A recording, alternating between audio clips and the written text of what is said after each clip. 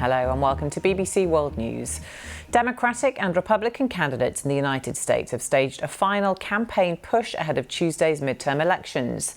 Polls will open in the next couple of hours for in-person voting, with some 42 million ballots already in through the early voting system.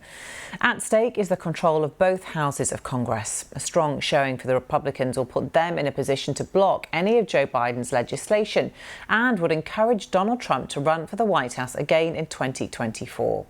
On the eve of polling day, Mr. Biden and the former president appeared in rallies in support of candidates in Maryland and Ohio. Our North America correspondent Nomia Iqbal has the story.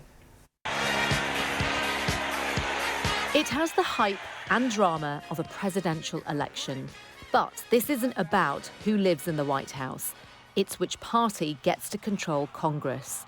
For the past 2 years, the Democratic Party has been in charge of both House and Senate, allowing President Biden to pass the laws he wants.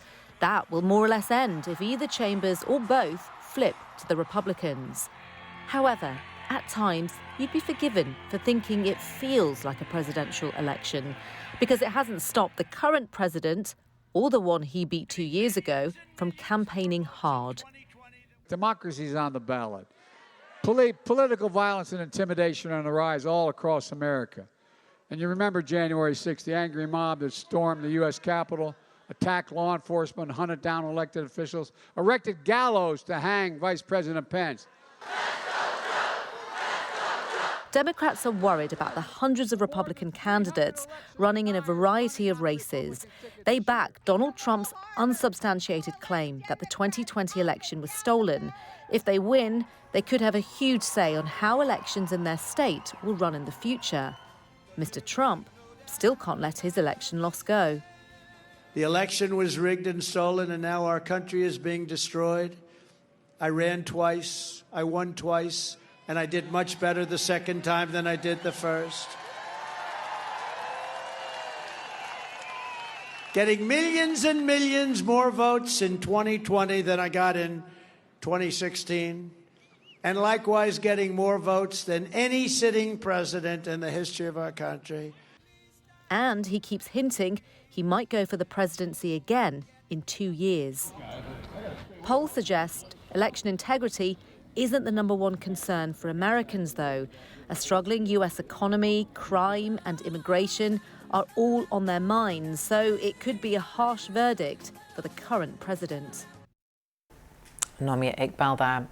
Well, it all comes down to this. Congress could change hands if Republicans make a net gain of 5 in the House of Representatives and a net gain of just 1 in the Senate. It is that close. Let's get a sense of what things are like on the ground in 3 key states. In a moment, we'll hear from our correspondents in Atlanta and Florida. But first, here's John Sudworth in Pennsylvania.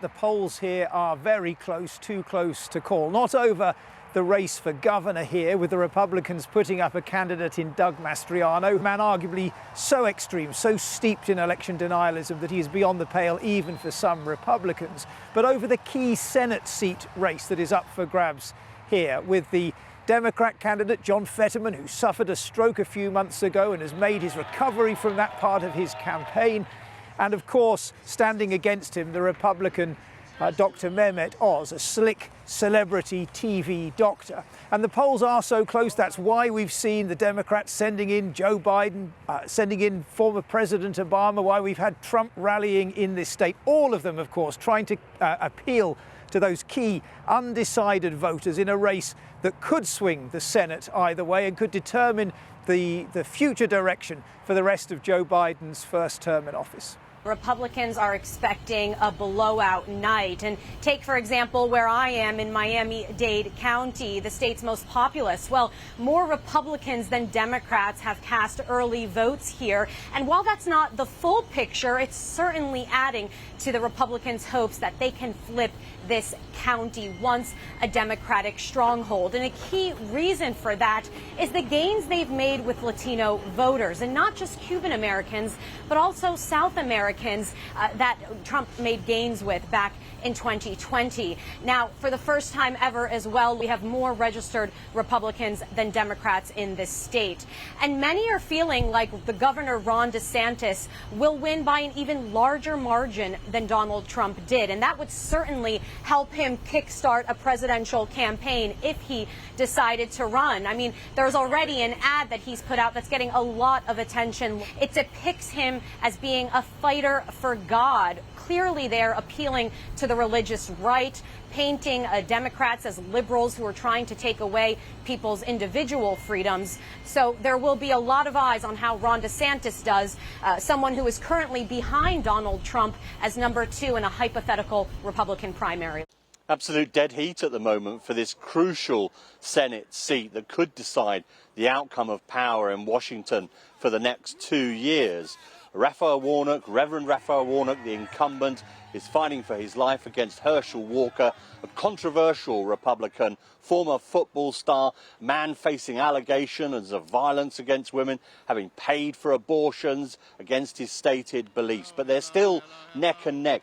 Crucially, they are both shy of the 50% they need to win this race outright. Georgia demands that if you want to get elected, you have to get more than 50% of the vote. And at the moment, the Libertarian candidate is preventing both men from doing just that. So we could get a runoff in just 4 weeks' time at the beginning of December to decide the outcome for the Senate.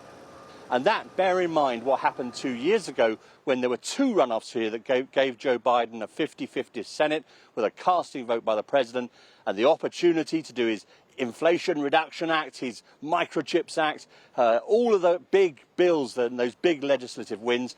This could decide how Joe Biden can do and how he can operate and what he can get done in the next 2 years.